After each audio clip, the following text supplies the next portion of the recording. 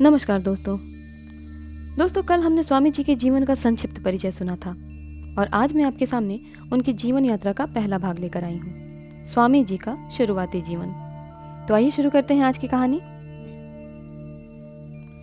स्वामी विवेकानंद का जन्म 12 जनवरी 1863 को हुआ था। विलक्षण प्रतिभा के धनी ऐसे महापुरुष ने कोलकाता में जन्म लेकर वहां की जन्मस्थली को पवित्र कर दिया। उनका असली नाम नरेंद्र नाथ दत्त था, लेकिन बचपन में प्यार से सब उन्हें नरेंद्र नाम से पुकारते थे।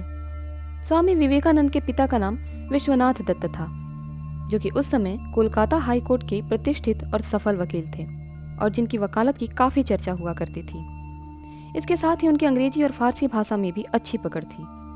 वहीं विवेकानंद जी की माता का नाम भुवनेश्वरी देवी था, जो कि धार्मिक विचारों वाली प्रतिभावान महिला थी और जिन्होंने धार्मिक ग्रंथों जैसे रामायण और महाभारत में भी काफी अच्छा ज्ञान प्राप्त किया था। इसके साथ ही वे काफी बुद्धिमान महिला भी थीं, जिन्हें अंग्रेजी भाषा की भी अच्छी समझ थी। वहीं अपनी मां के छत्र छाया का स्वामी विवेकानंद पर इतना गहरा प्रभाव पड़ा कि वे घर में ही ध्यान में तल्लीन हो जाया करते थे। इसके साथ ही उन्होंने अपनी मां से भी शिक्षा प्राप्त की थी।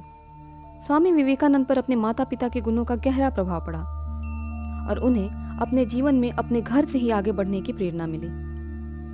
स्वामी विवेकानंद के माता और पिता के अच्छे संस्कारों और अच्छी परवरिश के कारण स्वामी जी के जीवन को एक अच्छा आकार और एक उच्च कोटि की सोच मिली।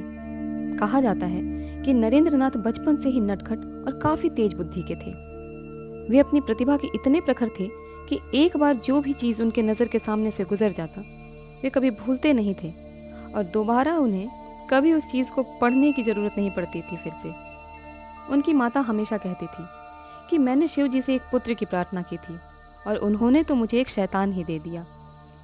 युवा दिनों से ही उनमें आध्यात्मिकता के क्षेत्र में रुचि थी।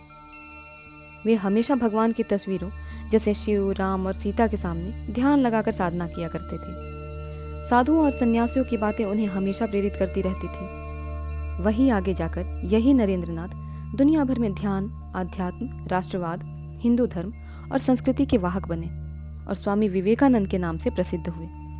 तो दोस्तों, उम्मीद करती हूँ कहानी आपको पसंद आई होगी। इसी प्रकार के और प्रेरक प्रसंगों के लिए हमारे साथ जुड़े रहें। धन्यवाद।